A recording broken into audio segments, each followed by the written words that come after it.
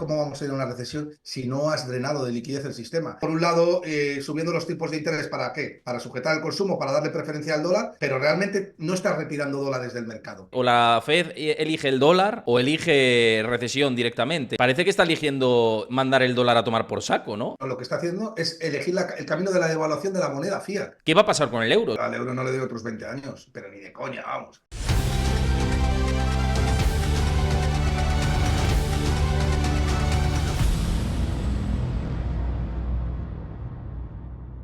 Antes de ver el vídeo al completo, recuerda darle a like, suscríbete a mi canal si te gusta este contenido y déjame tu comentario, que lo estoy esperando. Y una vez más, por aquí, Gustavo Martínez, habitual de este canal y con muchas ganas de charlar. Siempre es un placer tenerle y siempre me gusta la gente que se moja, y Gustavo precisamente si algo hace es mojarse, empaparse, tirarse a la piscina y volverse a tirar otra vez antes de secarse.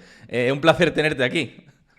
Muchas gracias, Héctor. La verdad que, como sabes, el placer es mío y yo encantado de venir a tu programa. Y además es el único programa donde la gente me quiere más de lo que me odia, ¿sabes? Así que eh, es para mí siempre un placer, ya sabes. Ya te digo que yo soy, como bien has dicho, me encanta mojarme y siempre que veo un charco me hago 5 largos, haya o no haya agua. Y eso muchas veces pues me trae problemas, ¿sabes? A ver, dices que te quieren más de lo que te odian. Es que yo no permito que se odie aquí a nadie y la gente de la comunidad lo sabe. Venga quien venga, aquí ha venido perfiles que pueden estar en las antípodas de lo que tú piensas y dicen exactamente lo mismo. Aquí estoy muy a gusto y ese es el propósito de este canal también, ¿no? Que se pueda hablar Sí. desde la libertad. Y desde la libertad al final se construyen diferentes ideas y somos críticos y vemos, no estamos tan sesgados de todo, ¿no? Y esa es un poco la idea de, ya lo sabes, si es que me conoces este canal Sí, sí. más que de sobra, así que para mí es un placer tenerte. Bueno, por hilar con los temas habituales que tenemos encima de la mesa, han comentado por aquí, por el chat algunos, que vamos a ir comentando. Pero hoy tenemos un día muy clave en los mercados. Primero, la publicación de las actas de la Fed. Yo aquí creo que no va a haber mucha sorpresa, que Claro. Powell ya lo dijo todo y los miembros de la Fed se han explayado en diferentes conferencias, ¿no? Y parece que tipos altos por más tiempo, que es el propósito que tenía la Fed desde hace meses y que el mercado no se lo estaba creyendo, descontando incluso 6 7 bajadas de tipos, que me parecía a mí una locura. No sé tú cómo lo veías esto. Y luego resultados de Nvidia, ¿no? Esto sí que es más clave para los mercados. ¿Cómo ves estos dos actos y si, bueno, pues el mercado que ya ha ajustado las expectativas de tipos, te parece más lógico 4 recortes o incluso menos, ¿no? Ya sé, muchos analistas de Wall Street, a mí ya os doy un adelanto de cara a mañana, mañana día con analistas de Wall Street, lo que me están contando desde allí, no se creen ni siquiera 4 recortes. No sé tú cómo ves esto. A ver, es complicado hacer predicciones sobre los escenarios macroeconómicos. Ni siquiera la Reserva Federal sabe Mm. cuántas veces va a recortar los tipos porque va a depender de cómo vayan saliendo los datos, ¿no? Y lo que está claro es que, según el último dato de inflación, con una inflación subyacente que proyectada, sobre todo la intermensual, proyectada en términos interanuales, se va casi al 5%, la Reserva Federal no debería tener prisa en bajar los tipos de interés. Pero claro, yo te puedo decir a ti ahora, Héctor, mira, la Reserva Federal no va a bajar los tipos de interés porque la inflación subyacente está repuntando, que es la que mira la Fed. El PCE también, que es la inflación más armónica, también está repuntando, con lo cual no creo que rebajen los tipos más allá de 3 veces. Pero mañana se rompe algo. Y si mañana se rompe algo, entonces la Reserva Federal va a bajar los tipos de interés, con lo cual es muy complicado hacer una predicción. Mm. Si nos basamos en los datos macroeconómicos, la Reserva Federal no debería de bajar los tipos de interés más de 3 veces este año. Ahora bien, ¿qué supone no bajar los tipos de interés? Bueno, pues supone que Europa está inmerso en una recesión profunda. Eso ya creo que nadie lo puede negar. Estados Unidos está dirigiéndose probablemente a una recesión porque los datos cada vez son más débiles. Y tenemos lo peor, que yo creo que es lo que más preocupa al gobierno americano y la Reserva Federal, salvo que este año estamos en elecciones, y es que Estados Unidos está pagando 2.500 millones de dólares diarios en intereses de la deuda. Es decir, casi 1 billón de intereses, billón con B europeo, de intereses por financiarse al 4,30% a 10 años, que es lo que está marcando la tira o la tasa interna de rentabilidad del bono americano. Entonces, claro, la Reserva Federal tiene que elegir entre rompo algo o rompo el dólar. y está claro que es una situación delicada. O sea, yo no, yo, cuando el año pasado el mercado se volvió demasiado eufórico, sobre todo a través del detonador que fueron el dot plot de la Fed, ¿no? Con aquellos comisarios que decían que la Reserva Federal iba a empezar a bajar tipos de manera alegre este año. El Standard Poor's 500 inició uno de los mayores rallies alcistas de la historia. De hecho, pocas veces se ha visto subir tanto y yo he pensado, yo creo que el Standard Poor's 500 está caro y que debe de corregir. Sin embargo, lo que está claro es que, en mi opinión, está recogiendo un escenario inmaculado, un escenario donde no cabe ningún tipo de contratiempo, un escenario donde todo va sobre ruedas. Yo no me lo creo. Fíjate que yo me suelo mojar, ¿no? Y he dicho que espero correcciones. Lo sensato es ver correcciones. Ahora, ¿el mercado se puede tirar indefinidamente caro? Pues sí, ya lo hemos visto durante 12 o 13 años con las quantitative easing. El mercado muchas veces estaba caro hasta que llegó la pandemia y puso en precio muchas de las compañías y se pudo hacer valor y se pudo construir valor, incluso compañías que como Meta, pues que empezaron a cotizar a múltiplos súper atractivos y que rápidamente pues, se compró a 80, 90, cosa que vamos, es difícil volver a ver, ¿no? Pero yo en mi opinión creo que el mercado está caro y yo no me metería a un ETF del Standard Poor's 500. Si soy cortoplacista ahora ni de coña, porque creo que hay muchísimas oportunidades en el mercado, muchísimas cosas que no han corregido, sobre todo en el value investing. Pero si tú te coges, Héctor, el SP400 y el Mm. SP600, que para quien no lo sepa, se lo digo, el SP400 es la cesta que alberga las 400 compañías mid-cap, es decir, de capitalización mediana, o si te coges el SP600, que son la cesta que alberga las 600 small cap de Estados Unidos, donde no están las FAN, están cotizando plano. Es decir, no ha habido subidas prácticamente, ni a finales del año pasado ni este año. Pero si te coges el Standard Poor's 500 de igual ponderación, es decir, a cada empresa le asignas la parte proporcional no por capitalización bursátil, sino que ponderen exactamente igual. Supongamos que todas las compañías tuvieran la misma capitalización bursátil. Si todas las compañías tuvieran el mismo market capital, es decir, capitalización bursátil, el Standard Poor's 500 estaría plano. ¿Qué diferencia podemos hacer de esto? Bueno, pues la diferencia que podemos hacer de esto es que solamente unas pocas compañías, como bien es sabido, están tirando el Standard Poor's 500. ¿Y cuáles son esas compañías? Aquellas que son más de más larga duración, ¿no? Aquellas que posponen más sus ingresos a futuro, como Nvidia, las FAN en general, pues esas son las que realmente están tirando del carro Standard Poor's 500. Entonces, a la mínima que haya un tropiezo con respecto a una penalización a la duración, es decir, que el tipo de interés pues o se suba o permanezca más tiempo o más dilatado en el tiempo en estos niveles, lo que va a pasar es que el índice va a corregir, seguro.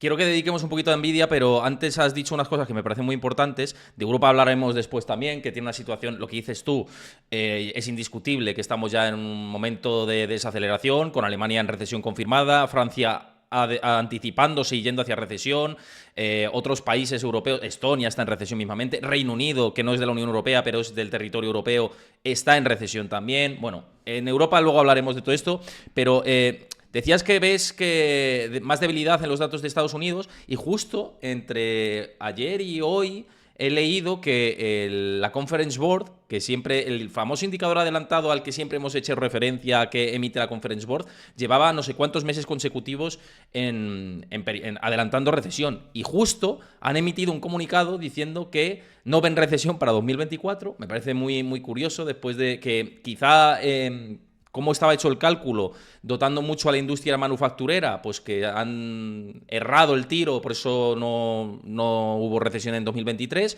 y que corrigiendo ese indicador, que lo han corregido, han hecho un nuevo estudio, dice que que está mejorando y que no ven recesión para 2024. A mí me llama mucho la atención todo esto, porque es verdad que muchos que seguimos los mercados y que nos fiábamos de estos indicadores porque históricamente indicaban o adelantaban esta recesión económica, en esta ocasión ha fallado. Lo que pasa es que, claro, ahora ya cualquiera se fía, ¿no? de lo que diga la Conference Board. Pero si es que no ha cambiado nada, Héctor. Si es que seguimos en periodo de quantitative easing. Por eso la gente ha errado en el cálculo. Cuando todo el mundo se pensaba que íbamos a una recesión de caballo cuando la Reserva Federal subió los tipos de interés al 5%, lo que estaba provocando es que los activos de larga duración corrigieran. Pero realmente, ¿cómo vamos a ir a una recesión si no has drenado de liquidez el sistema? Si tú te coges el balance de la Reserva Federal, e invito a todos que lo hagáis a través de la página de la Reserva Federal de San Luis, a través de Mm. FRED, vais a poder ver que los activos del balance de la Fed no han caído desde 9 millones hasta 8 millones. Pero es que antes de la pandemia estaban en 6. Es decir, ¿dónde está el drenaje de liquidez? Estás, por un lado, subiendo los tipos de interés. ¿Para qué? Para sujetar el consumo, para darle preferencia al dólar, para darle fortaleza al dólar, pero realmente no estás retirando dólares del mercado. Eso es una realidad. No estás retirando dólares del mercado. Y además, no solamente eso, además es que el mensaje que estás mandando al mercado es de papá, Estado está aquí detrás, no os preocupéis, que si seguís haciendo las cosas mal os vamos a rescatar. ¿Y eso por qué lo digo? Lo digo porque hace nada, cuando quebró Silicon Valley Bank, la Reserva Federal, que por cierto se acaban ahora las ventanas de liquidez el 21 de marzo, sacó durante un año unas ventanas de liquidez denominadas BTFP, consistentes en tomar aquellos activos deteriorados en tu balance, tomarlos sin que ese deterioro se haya producido. Es decir, cuando tú subes los tipos de interés, el precio de los activos cae. ¿Por qué? Porque descuentan los flujos de caja que los activos generan a futuro, los descuentas al presente a una tasa mayor, que no es otra cosa que aquello que más caja genera al futuro, más penalizo, ¿vale? Entonces, si de repente suben los tipos de interés porque hay mayor preferencia por la liquidez, es decir, tú cuando subes los tipos de interés lo que haces es valorar más la liquidez. Por tanto, estás dispuesto a usar menos liquidez para comprar activos financieros. Si tú subes los tipos de interés y de repente el precio de tus activos caen, entonces tu balance se deteriora. Es como si subo los tipos de interés y yo tengo una vivienda que pasa de valer 500.000 euros a 250.000. ¿Por qué? Porque la demanda del mercado ha caído y porque los flujos que tengo que descontar del alquiler sobre esa vivienda pesan más, sobre todo los que se van a largo plazo. Entonces, no pasa absolutamente nada. ¿Por qué? Porque viene la Reserva Federal y te dice, oiga, no se preocupe, yo la casa se la voy a comprar, en vez de 250.000 euros, se la voy a seguir comprando a 500.000 euros, con los tipos de interés tal y como están elevados.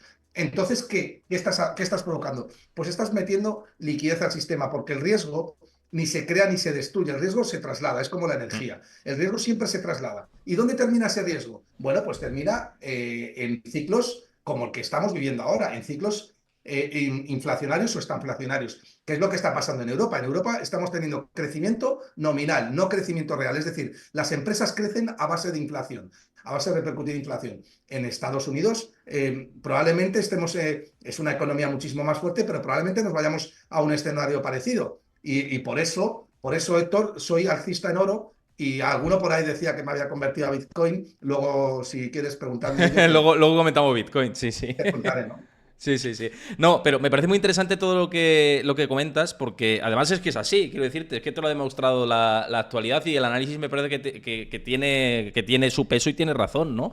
De cómo evoluciona la economía. Y es cierto lo que dices, porque estaba reflexionando y digo, tiene mucho sentido que lo que has expuesto anteriormente de que o la Fed elige el dólar o elige recesión directamente, ¿no? Entonces, parece que está eligiendo mandar el dólar a tomar por saco, ¿no?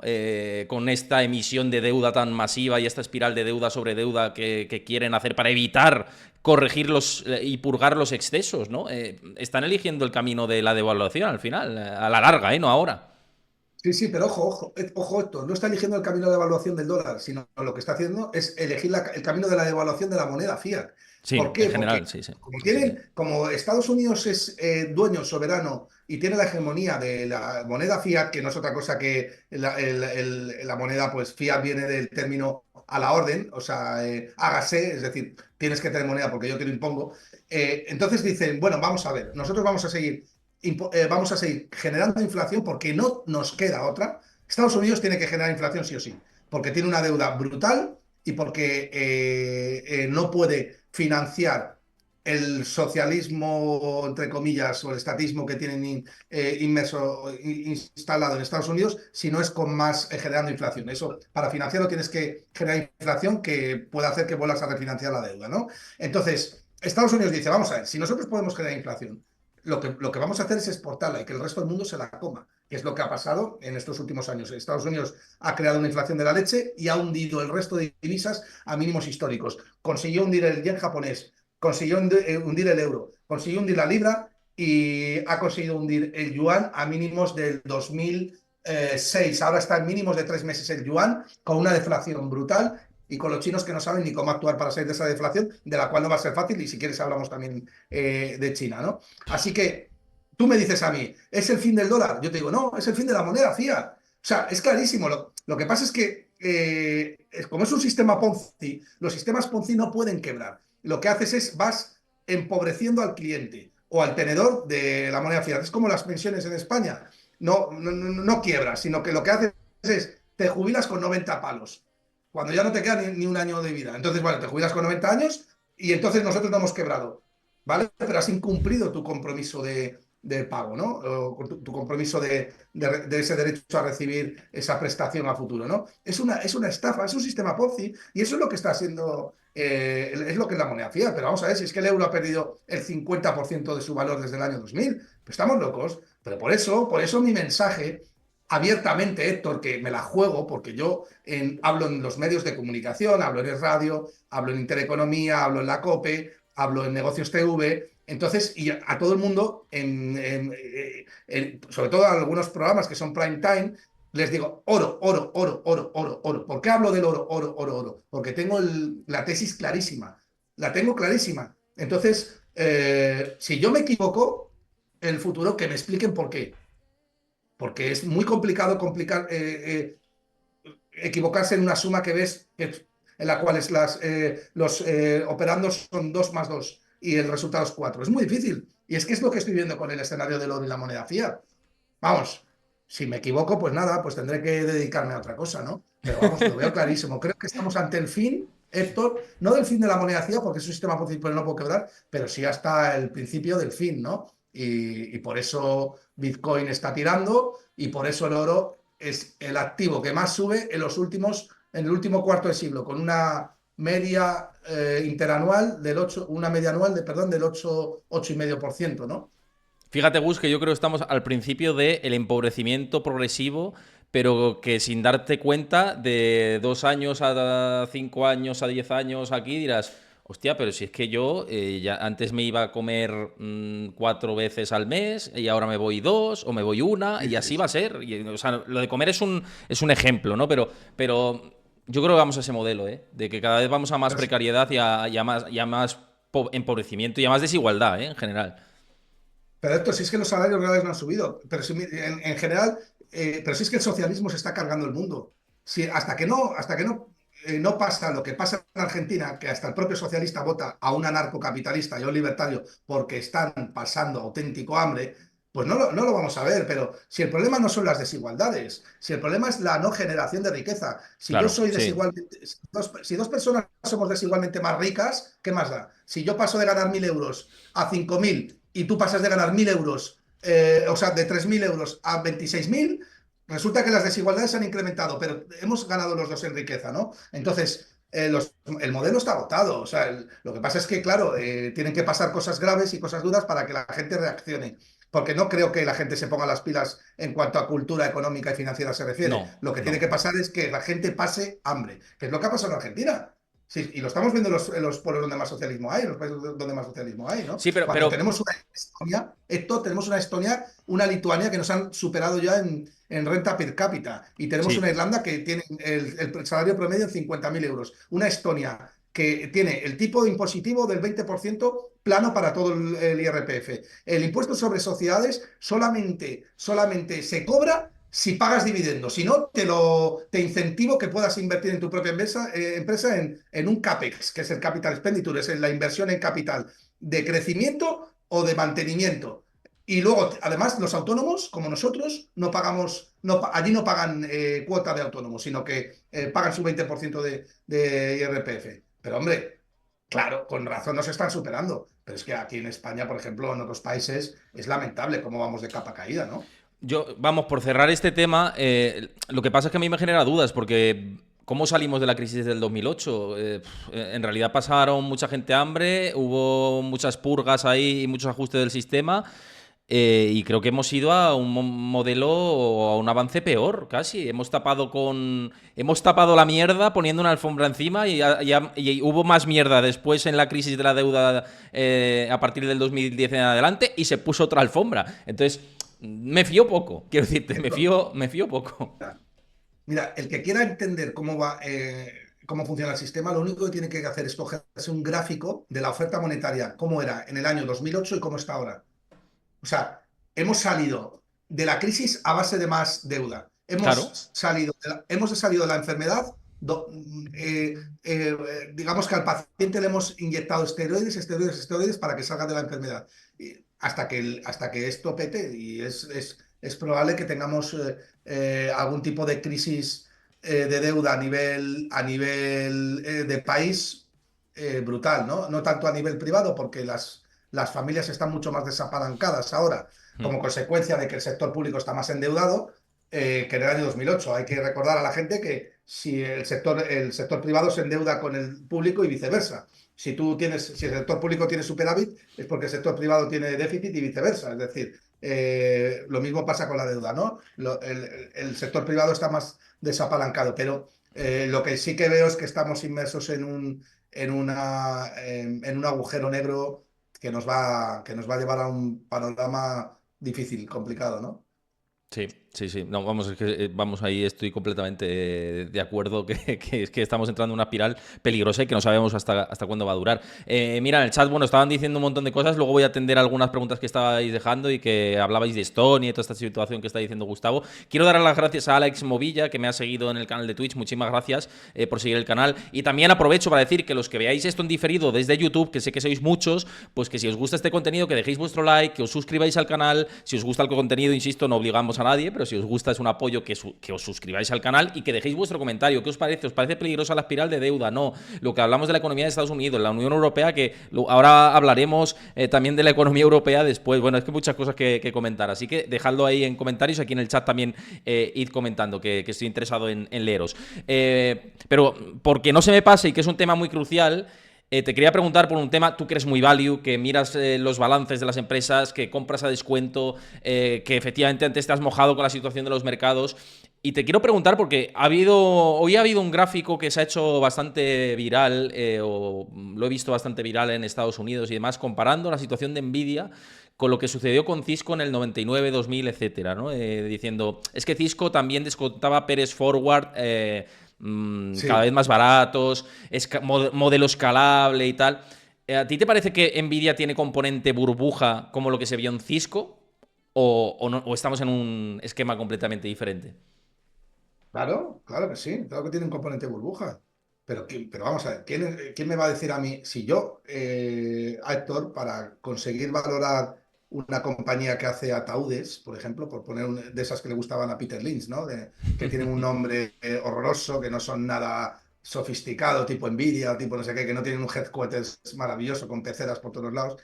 A mí me descontar flujos de caja o aproximarme a las ventas que va a hacer el año que viene y tal ya me cuesta. Dime cómo coño el mercado tiene esa clarividencia para descontar los flujos de caja sobre algo tan artificialmente complicado como es la inteligencia artificial. ¿Por qué? ¿Qué es lo que está descontando el mercado en Nvidia? Unas ventas que son brutales, pero con arreglo aquí. O sea, además, una tecnología tan potencialmente disruptiva como la inteligencia artificial. Cualquier persona que sea medianamente sensata puede pensar que hay un componente de fear of missing out, de FOMO, que es brutal, vamos. Yo no digo que Nvidia sea una mala compañía, Dios me libre, pero de ahí a que probablemente tenga un múltiplo exageradísimo, vamos, pagar 100 o 200 veces los beneficios actuales, me parece que es una barbaridad, ya no te cuento. No, pero es que mañana van a tener unos ingresos que van a ser el copón y por tanto lo que decías tú, el forward PET es bastante más bajo y tal. Sí, bueno, que Pero es ¿cómo vas a 35, ser? que tampoco es que sea 12, es 35. Bueno, Bueno, pero está es que en media con el 35, sector. 30... Ya, pero es que Héctor, 35 es un tipo de interés real negativo. Es decir, si tú me Claro. estás diciendo que te estás comprando Nvidia porque tiene un PER 35, lo que me estás diciendo es que estás intentando guardar tu dinero en una caja fuerte por el cual vas a pagar a esa persona para que te lo guarde. Es decir, la inflación esperada más o menos está en el 3,5. Y si Nvidia tiene un forward 35 es que te está pagando un 3 y pico de rentabilidad. Por lo tanto, estás prácticamente cubriendo la inflación. Así que ese argumento es peor que malo. Y No, y si me estás además, diciendo que... y otra cosa, Espera, Gus, pero es que... que también se están descontando esa escalabilidad de los ingresos y de los beneficios de doble dígito constante. Y tú imagínate de aquí a 10 años si hay una recesión, que podría haberla de aquí a 10 años, por ponerte ese Pero ejemplo. Héctor, cualquier cosa, con que suban un poquito los tipos de interés, se cae, la duración se cae. O sea, tú no puedes Claro. descontar. ¿Tú sabes lo que afecta subir mínimamente el tipo de interés a empresas que no han generado todavía beneficios y que los esperan generar a futuro? Traer esos flujos de caja al presente, eso tiene una sensibilidad brutal. Entonces, ¿cómo estás descontando eso? Y si estás descontando, si estás teniendo en cuenta en tu valoración ese riesgo de duración, entonces, dime a mí por qué estás aproximando de manera tan, ¿cómo te diría yo?, emocional o de manera tan optimista unos ingresos sobre ventas, sobre una tecnología que es tan complicada y potencialmente disruptiva, porque yo he hablado con ingenieros muy buenos sobre inteligencia artificial y me han dicho, yo no tengo nada claro cómo van a poder comercializar esto, no tengo nada claro quién va a ser el principal competidor, no sé siquiera si Microsoft lo va a ser, si Apple se va a adelantar, si va a venir alguna empresa nueva que desbanque a Nvidia, no lo tengo nada claro. Hay gente que es súper friki de la inteligencia artificial. Lo que Sí. sabemos es que la inteligencia artificial ha venido para quedarse y que va a suponer una revolución a nivel de producción que va a ser la leche. Eso lo sabemos. Pero de ahí a que tú me digas cómo eres capaz de estimar las ventas de una compañía que ha crecido exponencialmente los 2 últimos años, mira, sinceramente, yo o soy muy tonto o prefiero serlo, Héctor, sinceramente, porque yo no me voy a meter en un juego tan complicado. Es Es muy que difícil. Es que te puedes pegar una leche como la de no, Terra no, en el año total. 2000. Eso es Claro. perfectamente viable y ya no te recuperas. De esa hostia no te recuperas. Si te compras una compañía value, no te preocupes que si cae, tienes que comprar más porque probablemente tengas un margen de seguridad adecuado y además la empresa sea una empresa buena y de calidad y esté pasando por un momento malo y subirá. Pero de esas no te recuperas ya, ¿sabes? O sea, que hay que tener prudencia. Lo que digo es que hay que tener cuidado e intentar no ser emocional y ser más, o sea, aislar el componente visceral y ser muy metódico a la hora de invertir, ¿no?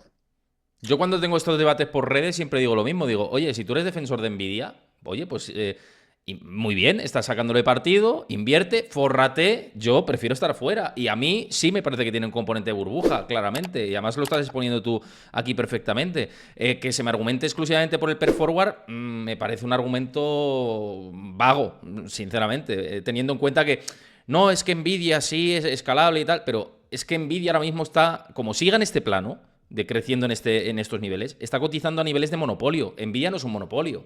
Nvidia Sí, tiene dentro del sector, lo que dices tú, dentro del sector hay otros que también están dentro de la inteligencia artificial fabricando microchips, no como Nvidia. Es cierto que está invirtiendo mucho en centros de datos y esto es potente y es, pues, también a nivel de valoración es positivo todo lo que está haciendo, pero para mí injustificable. O sea, para mí el problema es que no es que Nvidia me parezca una mala empresa, me parece una empresón, pero me parece lo mismo que cuando hablábamos de Tesla. Yo decía, es que Tesla me parece cara. O sea, cuando llegó a máximos Tesla en su momento, yo decía, es que, vamos a ver, ¿Tesla va a ser dominador de los vehículos eléctricos? Puede serlo, pero a lo mejor no. Está, ya no solo las de automoción de Europa, están las chinas, tal, y ahora evidentemente se está viendo cómo en China les están comiendo poco a poco la tostada en ese plano. Si es que... el proceso, Héctor, es muy largo. O sea, el proceso de Exacto, exacto, descubrir, exacto. de descubrir los precios es un proceso muy largo y sobre todo en una tecnología tan artificial, tan experimental como es la inteligencia artificial. O sea, no es lo que está haciendo el mercado ahora es pecar. Está clarísimo que estamos en una parte de FOMO muy, Hmm. muy, muy, muy, muy determinada. Es decir, hay muchísima gente que se ha subido al carro de la inteligencia artificial descontando que va a ser el futuro sin ningún fundamental detrás, nada más que la inteligencia artificial va a ser el futuro. Y yo invierto por eso. Me da igual el múltiplo que pague, el precio al que cotice Nvidia, porque lo voy a pagar porque eso va a ser la inteligencia artificial. Pero qué mierda de análisis es ese. O sea, es que la probabilidad que te la pegues es grandísima, joder. Hmm. No, pues bueno, oye, que quien quiera asumir el riesgo, pero también te digo que cada uno asume el nivel de riesgo que quiera y no todo el mundo invierte de la misma manera. A lo mejor tú y yo decimos, oye, pues preferimos ir a lo que está más barato y esperar y sentarnos, echarnos en la silla y esperar, ¿no? Como con el oro y otras tantas inversiones y recibir frutos con el paso del tiempo. Y hay otros que dicen, no, pues venga, me subo especulativamente. Pero yo lo entiendo especulativamente, Gustavo, lo que te quiero decir. O sea, yo entiendo que alguien se suba al carro de Nvidia de una forma más especulativa. Fundamental. Es que me coge al análisis, sinceramente. O sea, yo no, es que no lo veo barato. ¿Qué quieres que te diga? Y hay gente No, que me no. intenta argumentar que es muy barato. No, no es que sea barato, que es muy barato. Y, pues yo no lo Lo veo. fundamental no tiene ningún Es sentido, que no lo Héctor. veo. Es que no tiene nada más. El único fundamental que sentido que tiene es que me digas, no, es que van a crecer las ventas por 10. Vale, pero ¿por qué? ¿Por qué? O sea, ¿cuál es tu argumento? Quiero decir, porque yo con algunos que he hablado, a la tercera pregunta, a la segunda pregunta que le hago, ya la he reducido al absurdo, ya la tesis se la he jodido y ya empieza a entrar el dogmatismo. El yo creo en la inteligencia artificial y compro inteligencia artificial, sea cual fuere el escenario. ¿Pero por qué? O sea, porque yo si tengo que explicarle a alguien por qué he comprado Talgo, pues le tengo que explicar que tienen 50 contratos a largo plazo, que es perfectamente opable. Si no entra el grupo húngaro, lo más probable es que entre el grupo España con CAF, que la están valorando después de una due diligence de 600 y pico millones, etcétera, que los costes están muy controlados. Vale, y te doy argumentos, pero tú, ¿cuál me das con Nvidia? Aparte de que la inteligencia artificial va a ser el futuro, ¿cuáles? Porque es que el 60% de la gente que está invertida en Nvidia no tiene ni idea de valoración, ¿eh? O sea, nos pensemos ahora que el mercado se ha vuelto vamos, ¿cómo te diría yo? Unos expertos impresionantes en inteligencia artificial de la noche a la mañana, porque eso es muy complicado. Pero Bueno, bueno, iremos cuidado viendo. también, te iba a decir, me imagino que te refieres a los retails, porque cuidado también con ese argumento, porque ya sabes que también hay mucha exposición a Nvidia vía ETFs que tienen que ponderarse y que eso Sí, es como la bola que se hace cada vez más sí, sí, sí, grande, y luego sí, muchos sí, gestores sí. activos, porque por regulación y demás, tienen que tener exposición a las compañías que son ganadoras, y ahora la ganadora es Nvidia y tienen que tenerla en cartera, o sea. Ahí está el Sí, sí, tema. Los sí. institucionales están muy dentro también porque tienen que estar en el barco, porque no les queda más pelotas, hablando mal y pronto. Pero Héctor, sí, sí, sí, es que es extensible a lo que está pasando en el Standard Poor's 500 en el Nasdaq. Es decir, muchísima gente se ha subido al carro de la rentabilidad al principio de año. ¿Por qué? Porque hay muchas gestoras de fondos que saben perfectamente que cuando hay una tendencia es difícil cambiarla. Y el Standard Poor's 500 ha cogido vientos de cola y está subiendo en torno a los 5.000 puntos y eso pues dicen muchos, oye, muchos gestores de fondos, muchas gestoras privadas, muchos analistas, muchos banqueros privados dicen, vamos a meter esta pasta en el Standard Poor's Justo. 500, sacamos un 10% y hacemos el año. Pero ¿cuál es el respaldo fundamental que tienes detrás? No tienes ninguno, estás inflando un castillo en el aire, ¿no? Y Sí. ese es el problema que yo veo. Yo podría decir, bueno, venga, pues yo tengo clientes, ¿no? Yo les digo, mira, pues voy a hacer lo mismo que está haciendo el mercado. Me voy a subir al carro de Nvidia, al carro del Nasdaq, al carro del SP 500, saco un 8 o 9% y ya he hecho el año. Total. Pero no es, Pero pero, claro, porque está pero no estás, después. pero no estás, pero claro, y además sabes perfectamente que el Standard Poor's 500 es difícil tirarlo. Ahora es más fácil porque está más caro, pero es difícil. Pero es que el Standard Poor's 500 para mí está cotizando a un múltiplo que no debería. Aunque el mercado lo esté dando ese múltiplo, yo creo que no debería. Y menos mal que los beneficios empresariales han salido mejor de lo esperado, y hay que reconocerlo, porque los beneficios del último trimestre han salido en un 6,5% en promedio, en $240, cuando se esperaba un 1,5% de subida. Y eso ha calmado un poco las aguas, ¿no? Pero yo sigo pensando, Héctor, que el escenario al que nos enfrentamos, y el oro te lo está indicando, la renta fija también, es un escenario donde los suelos de tipos de interés no van a poder estar por debajo del 2,5 o 3% y donde vamos a tener una inflación estructural por encima del 2,5 o 3%. Por tanto, nos dirigimos a un escenario donde la inflación va a estar por encima de los tipos de interés. Y eso es un escenario de tipos de interés reales negativos. Y ahí hay que tener cuidado dónde estás y cómo descuentas las valoraciones, ¿no? Porque no es lo mismo que una empresa crezca en términos reales que lo haga en términos nominales, ¿no? Sí, sí, sí, absolutamente.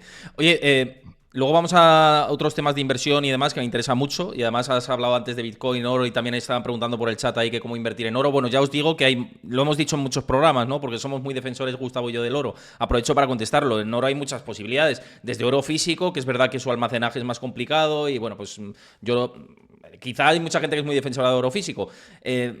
Pero es verdad que el almacenaje y toda esta parte, depende de lo que inviertas en oro físico, pues es difícil, ¿no? O bien caja de seguridad o caja fuerte si tienes en casa y tal, es una opción. Luego también te habláis de ETFs y si es respaldados por oro físico mejor y derivados también están pues esas opciones. No sé si Gus, tú tienes alguna otra opción más, pero bueno, Bueno, yo, sé que a través de mineras también es otra opción, obviamente, sí, sí, exposición sí. a mineras. Yo estoy invertido en mineras de oro y en royalties.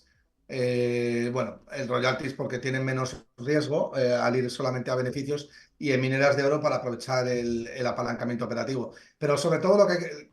A ver, tampoco hay que volverse loco. Invertir en mineras no es fácil, hay que tener mucha paciencia, hay que mirar bien cuál va a ser la producción de las mineras, cuáles van a ser el all-in sustainable cost, que son los ICE, los costes de producción, es un negocio complicado, tradicionalmente las mineras no han sido un buen negocio, si te coges un gráfico de Barrick Gold, los últimos 15 años prácticamente la cotiza plano, pero son empresas muy value investing, es decir, son empresas que normalmente el ciclo suele penalizarlas mucho más de lo que deberían de estar.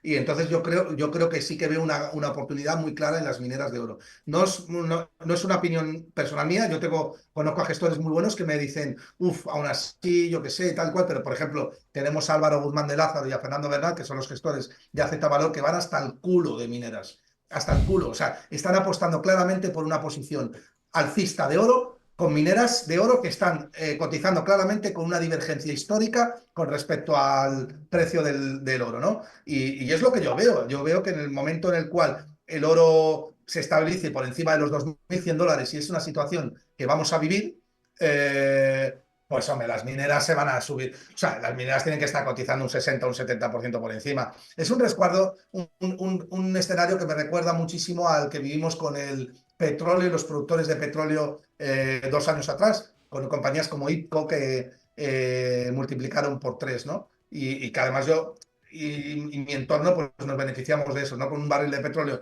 en ciento y pico, pues tenías unas ventas que no estaban justificando el precio del petróleo, ¿no? Y actualmente es lo que yo veo. Yo creo que las mineras de oro van a ganar mucho margen en el momento en el cual se estabilice el precio del metal, ¿no? Bueno, sabes que Druckenmiller ha entrado en mineras de oro, Sí, ¿no? sí, Pero sí, sí, sí. a Joder, saco Paco ha entrado. Me vino que alucinas, porque yo estaba todo el rato hablando de mineras de oro, hablando de Barrick Gold y tal y cual, y sale al día siguiente la noticia que Druckenmiller ha vendido prácticamente todas las tecnológicas y se ha metido en mineras de oro. Estamos hablando de uno de los mejores inversores del mundo, ¿eh? Sí, O sí, sea, no sí, estamos sí. hablando de un tío que ha manejado muy bien el momentum y que además tradicionalmente ha comprado siempre muy barato. A mí me vino muy bien porque dije, joder, menos mal que hay gente muy buena en el mercado que está compartiendo mi tesis de inversión, que no hace falta ser muy inteligente para verla, ¿no? Que es bueno, de hecho no hace falta nada de inteligencia. Lo único que Es, tienes que tener es sensatez y bucear mucho las cuentas anuales, ¿no? es más, bueno, yo no puedo hablar de compañías porque dicen que entró en conflicto de intereses y el regulador está ahí encima y obviamente yo como comunicador no tal, pero sí que te puedo decir, y por precios me vas a saber en cuál he entrado, entré en 14 y pico en una muy famosa hace poquito y lo veo claro y lo veo para el largo plazo. Igual que estoy en oro en ETFs, también lo El comparto con precio en 14 y vosotros. pico. En 14 y 14 y pico. pico. En Ah, 14 y bueno, pues pico. te vas a ir bien. Yo creo que Me lo va a vamos a salir. ver en 26, 27. Yo creo que va a salir bien. Creo que va a salir bien. Yo Pero la tengo bueno. valorada en 30, con eso te digo todo. Joder, pues me aguanto, ¿eh? Me aguanto un tiempo. Me aguantaré un tiempo. No, no, yo también le veo ese recorrido, sí, sí. Yo creo que para largo plazo va a pagarnos muchas cosas esto, o sea, seguro. Bueno, seguro, no se sabe seguro, ¿no? Pero es un decir, ya lo No, sabéis. bueno, seguro no hay nada en la vida, pero Eso podemos es. decir que casi seguro. Eso es, podemos decir que, joder, que está Podemos decir cotizando. que tenemos margen de seguridad. Podemos decir que si se va a 12 compramos más.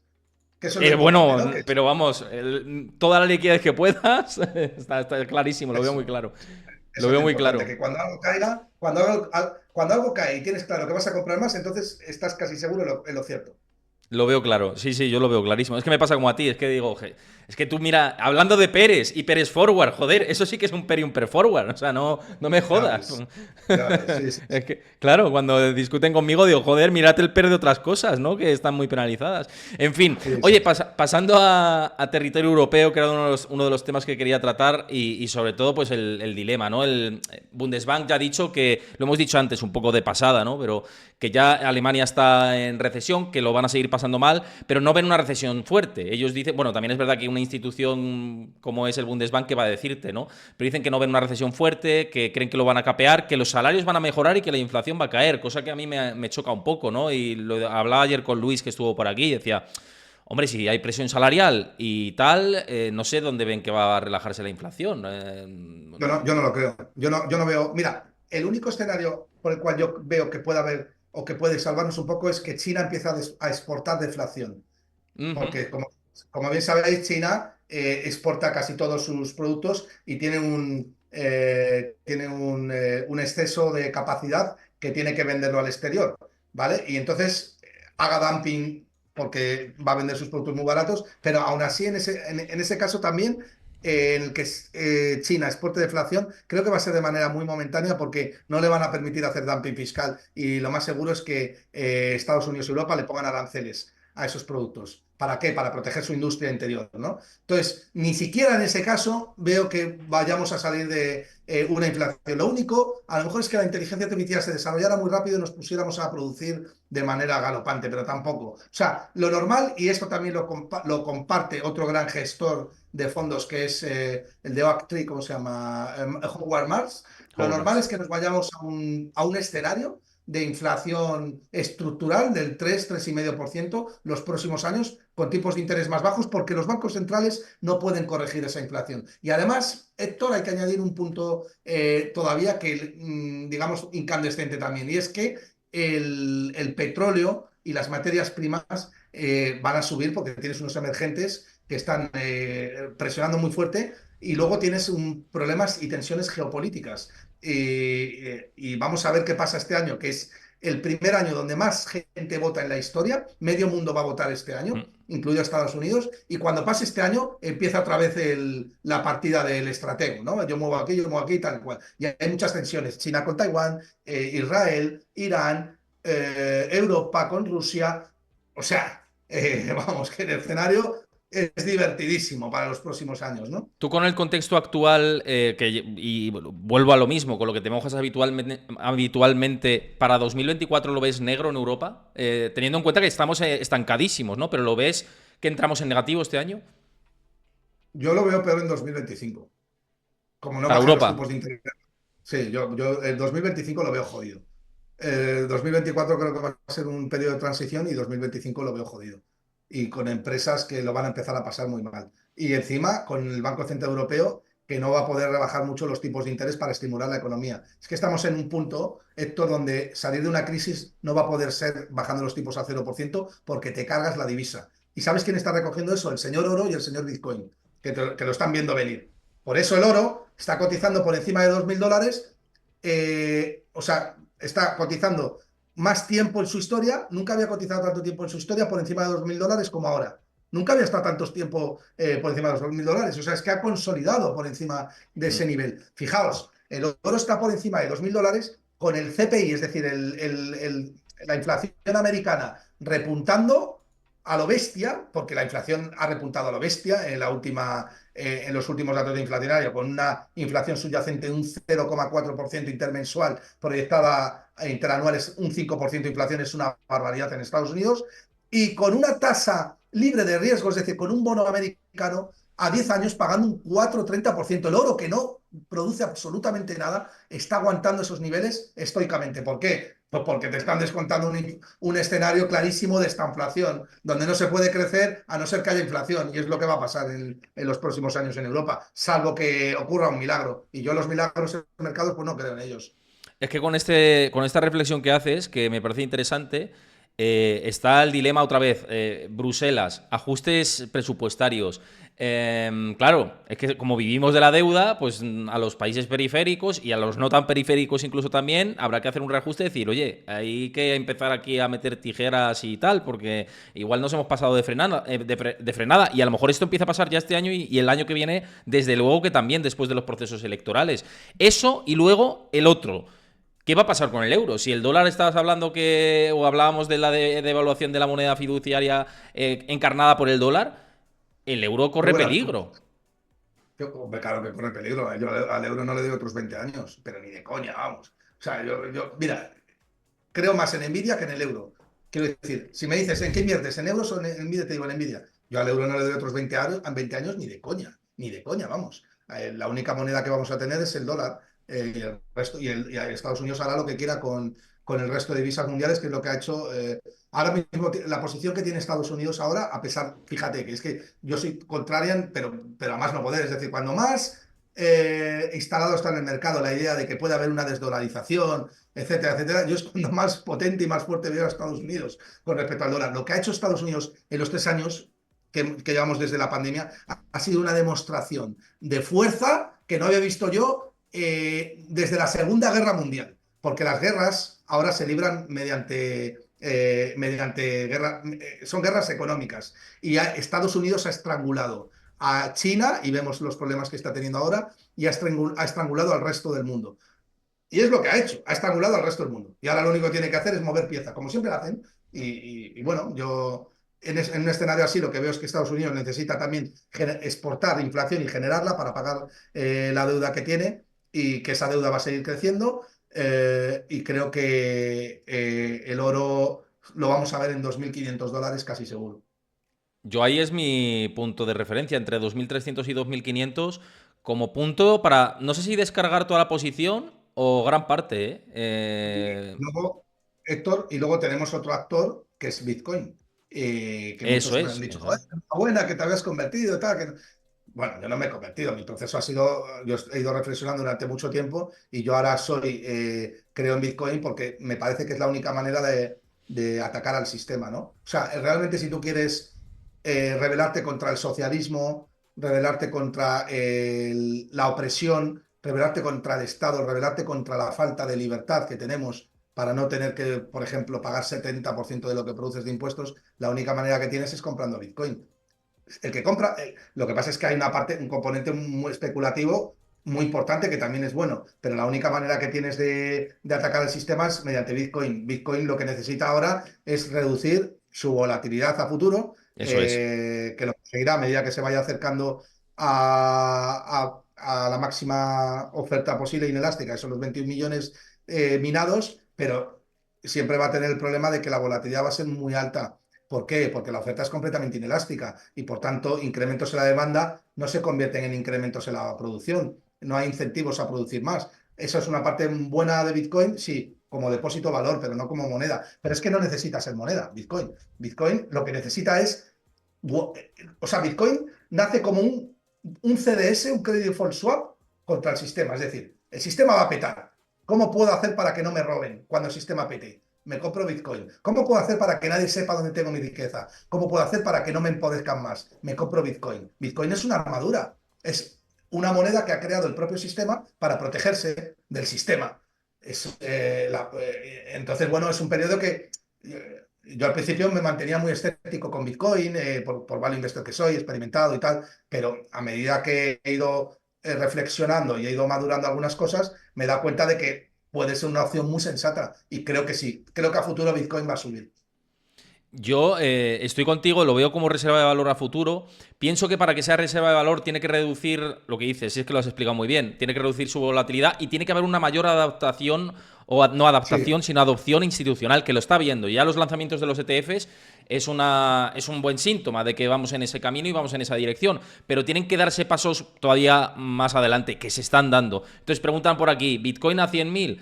Pues desde luego nos encaminamos a máximos seguro. O sea, yo creo que sí.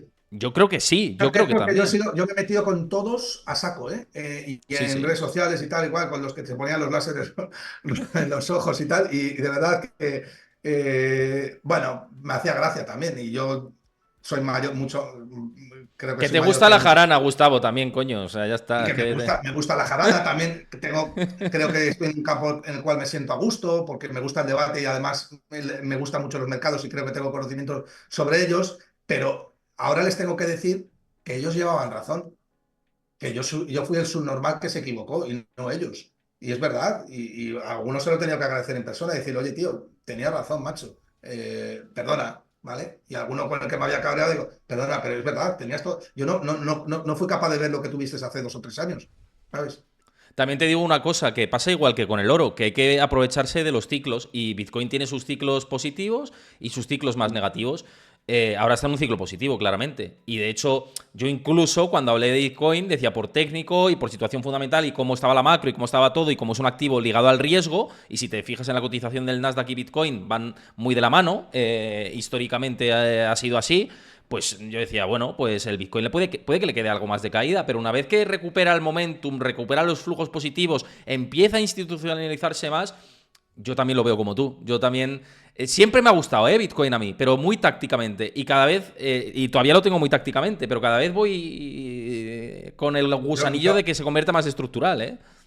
yo creo que llevar Bitcoin ahora mismo es una obligación, más Sí, que sí, otro no, no, tipo de no. cosas. Yo también lo Fíjate, creo. fíjate, Héctor, que esto no es fácil para un value investor decirlo. O sea, que yo creo que incluso podría tener el hecho de que alguien como yo, que es profundamente analítico, lo diga, le da cierta validez, ¿no? O sea, yo creo que si tú quieres refugiarte contra el sistema, tienes que tener Bitcoin. Y ya se irá, hay un componente de Bitcoin que es muy especulativo, que el mercado irá corrigiendo, pero lo que sí que he notado en Bitcoin es que ha conseguido mantenerse fuerte ante potenciales incrementos de los tipos de interés. Bitcoin es un activo que tiene una duración prácticamente infinita, es decir, es muy sensible ante variaciones del tipo de interés, ¿no? Sin embargo, con el último repunte del CPI, el mercado corrigió, el Standard Poor's 500 cayó un 2% en un solo día, Bitcoin apenas se inmutó, ¿eh? Y eso es una buena señal de que muchos tenedores de Bitcoin ya no venden ante subidas de tipos de interés porque ya les da igual que los bancos centrales traten de apreciar sus propias divisas porque no saben perfectamente que no van a poder a largo plazo sostener eso, que van a tener que a incrementar la oferta monetaria para financiar más deuda y más deuda porque el sistema es Ponzi, ¿no? Y Bitcoin nace para eso, para protegerte contra eso. Entonces, bueno, yo sí, bueno, algunos de mis clientes ya me preguntan y tal, y yo les digo que sí, que tiene sentido tener Bitcoin. Lo que pasa es que yo directamente como yo no soy capaz de valorarlo, etcétera, etcétera, no se lo recomiendo directamente a un cliente, pero sí que les digo que tienen que tenerlo, ¿no? Tú sí llevas Bitcoin ahora mismo. Sí que Sí, tienes. Sí que sí, tienes. sí, Bitcoin sí. directo, no ETFs ni nada de esto, ¿no? Directamente. Sí, sí, Bitcoin directo. Pero bueno, bastante más oro, ¿eh? Y alguno me reprocha que todavía estoy chapado a la antigua, pero yo no creo ni de coña que esté chapado a la antigua. Pero es De que no es lo hecho, mismo, ¿eh? Pero si es que no es si es que no es lo Héctor, el otro mismo. día circulaba un gráfico en internet, ¿no? Que decían que muchos flujos había habido muchos inflows a favor en Bitcoin a favor perdón, sí, en Bitcoin en detrimento del oro, muchos outflows del oro, eh, porque la gente estaba vendiendo oro y comprando Bitcoin. El que dice eso no tiene ni puta idea de lo que está diciendo. O sea, las entradas Bitcoin y oro son bienes activos, son activos reales completamente complementarios y no son sustitutivos. Hoy por hoy no son en absoluto sustitutivos. Bitcoin no lucha contra el dólar, porque el dólar es un activo de intercambio generalmente aceptado, porque si queremos vestir como dinero la deuda, el dólar sí que nos sirve para realizar transacciones monetarias. Bitcoin tiene otro papel, tiene un papel más de reserva de valor, pero es un papel que está pensado para más el futuro, para cuando haya el sistema pete, ¿no? El oro, mientras tanto, tienes que protegerte contra el dólar y contra la inflación, o mejor dicho, contra la potencial generación de tipos de interés reales negativos por parte de los bancos centrales. Y eso, hoy por hoy, el único activo que te protege contra los tipos de interés reales negativos es el oro. Mira, nos preguntaba aquí Javi Token, ya por abordar una última pregunta, dice, ¿qué es mejor, tener oro a 2000 o barrigol a 14? Mira, es que nos leen la mente, ¿eh? ¿Qué opinas tú? Te lo paso a ti. Yo no. Yo hay Oro a cosas que no 2000 o puedo barrigol a opinar. 14. Es que barrigol a 14, es que la compañía está costando 25.000 millones de dólares. Estamos hablando de una compañía que es la segunda productora de oro del mundo, que tiene prácticamente mineras en todas las partes del mundo, que se conocen muy bien los territorios, que han tenido cagadas, pero que las han enmendado muy bien. El management ahora sabe perfectamente o sabe alocar mejor el capital. Con una producción estimada de oro que han caído en este año, porque esperaban producir 4 millones, 4 millones 20.000 onzas y han producido 4 millones 5.000, han producido, perdón, 4 millones 50.000 a 4 millones 200.000, es decir, han producido 150.000 onzas menos, pero que en el último trimestre han hecho una proyección que si hubiera sido tal esa misma en los 3 trimestres anteriores, hubieran cumplido sobradamente los objetivos. Es que Barrick ha sido muy penalizada por los costes energéticos y claro, eso en los márgenes se ha reducido, pero sigue siendo una compañía que ahora mismo está haciendo en un año malo, que ha sido el peor año que se podía dar en Barrick ha hecho 2.000 millones de dólares de free cash flow. Una compañía que está costando en el mercado 24.000 millones de dólares y que tiene una ventaja competitiva que es bestial. ¿Quién coño va a montar una minera de oro como Barrick Gold? Con lo complicado que es y todos los permisos que tienes que pedir, los estados que están en contra, las energías, el SG, o sea, es que es impensable. Pero ¿cómo puede costar tan barata esa compañía? 24.000 millones de dólares. Estamos hablando del un MOAT que es brutal. Es que nadie va a poder hacerle frente a Barrick Gold. Así que está cotizando a 10 veces beneficios. Una compañía con tanta ventaja competitiva, pues joder, macho, blanco en botella. Solo tienes que comprarla. Una compañía que no tiene deuda. Bueno, tiene deuda, pero tiene más caja que deuda prácticamente. Es decir, deuda neta, cero, que ha anunciado que va a hacer un programa de recompras en el año 2024 por valor de 1.000 millones de dólares, con lo cual va a remunerar implícitamente al accionista con un 4%, más un 3% que ya paga dividendos. Es decir, comprarte Barrick Gold ahora significa un retorno sobre el precio de un 7%, con una compañía que ha caído un 16%, sin que el oro se haya movido, simplemente porque ha habido un mini repunte en la inflación en Estados Unidos. Blanco y en botella, vamos. Es que no hay más que decir. No hay más que decir. Sí, sí. Bueno, nos vamos a quedar aquí con esta parte, bueno, con todo lo que hemos hablado, que ha sido muchísimas cosas. Muchísimas gracias a todos, a Gustavo también, por supuesto, que se nos va hasta la luz y todo, ¿eh? Ya cada vez te veo más oscuro, Gus, y digo, en cualquier Ah, ya momento. sí, me he puesto rojo, sí. No, pero bien, bien, ya. Ahí se hizo la luz, ahí se hizo la luz. Que nada, muchas gracias a todos. Nada, no, si es que como ya estábamos en las últimas preguntas, ya digo, ya aguantamos con la luz con la luz de la puesta de sol, ¿no? Que ya, afortunadamente dentro de poco cambiamos la hora, ya queda menos para cambiar la hora, que yo ya estoy harto de tan noche tan pronto, ¿no? Pero bueno, yo qué sé, cosas, manías personales.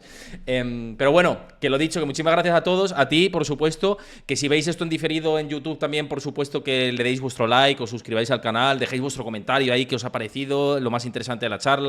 Dejádmelo por ahí que os leo vuestro comentario. Gracias a Raposo74 por suscribirte, que no te he dicho nada, y a Pogar4738 por seguir el canal también aquí en directo. Muchísimas gracias, te mando un abrazo grande y os recuerdo que no os lo he dicho antes, este viernes hago mi siguiente post de la newsletter, que ya sabéis que tengo mi newsletter personal, que además me embebo de opiniones de analistas de Wall Street con los que estoy en contacto, doy mi visión personal de la economía, de los mercados, información y análisis, y todos los viernes os lo pasa Chris por el chat y también en el comentario fijado de YouTube lo tenéis y en la descripción del vídeo, así que suscribíos, que es gratuita. Así que lo dicho, mañana nos vemos por aquí, 6 de la tarde, no 5, que lo dije mal, 6 de la tarde hora española, con todo este análisis personal, seguramente el programa más importante, con estas opiniones que voy a tener de analistas de Wall Street, etcétera, y todo lo que tenemos, PMIs en Europa, bueno, mil cosas. Un abrazo a todos, Gus, un abrazo a ti también, y mañana nos vemos, 6 de la tarde hora española, por aquí en mi canal. Hasta mañana, chao.